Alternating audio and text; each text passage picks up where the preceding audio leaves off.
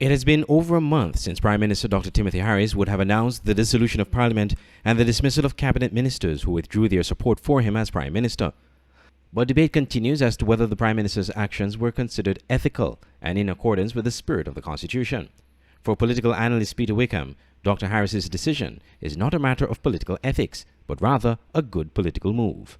I think it was a good political move. I mean, I've heard suggestions that it was unconstitutional, and I certainly would encourage persons who are of that view to challenge it, all the way to the Privy Council and see how far they would get.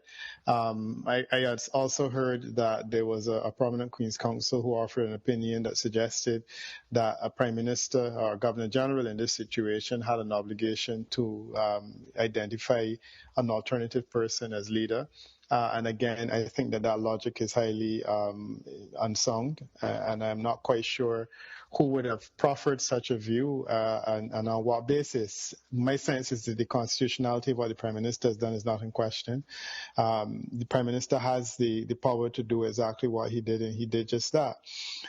We can't say that it is undemocratic in a situation where he was elected as Prime Minister or he was selected as Prime Minister.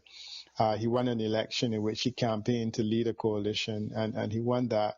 And the understanding is that he exercises all the powers of a Prime Minister, and those are the powers. So the questions as to lack of democracy, I don't identify with it. That view was not shared by Sam Conda, former Deputy Prime Minister and leader of government business in the National Assembly, in a recent interview with SKN Newsline. The Governor General should not agree to turn away 6 of the 9 elected members of Parliament. Governor General could have dissolved the House.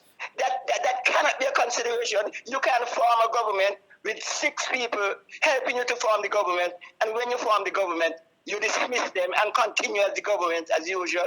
That is undemocratic. That is unconstitutional. A caretaker government has been in place since the dissolution of Parliament, comprising mainly 5 members of the originally constructed cabinet.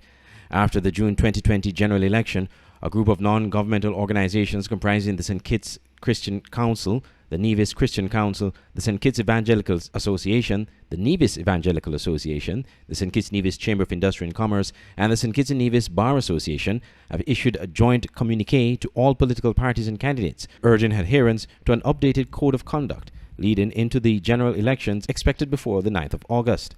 In an open letter to Prime Minister Dr. Timothy Harris, the NGO group raised several concerns, noting observations have been made of actions and activities that could affect confidence in the electoral system, create social instability, and which could undermine the respect for true democracy and the rule of law.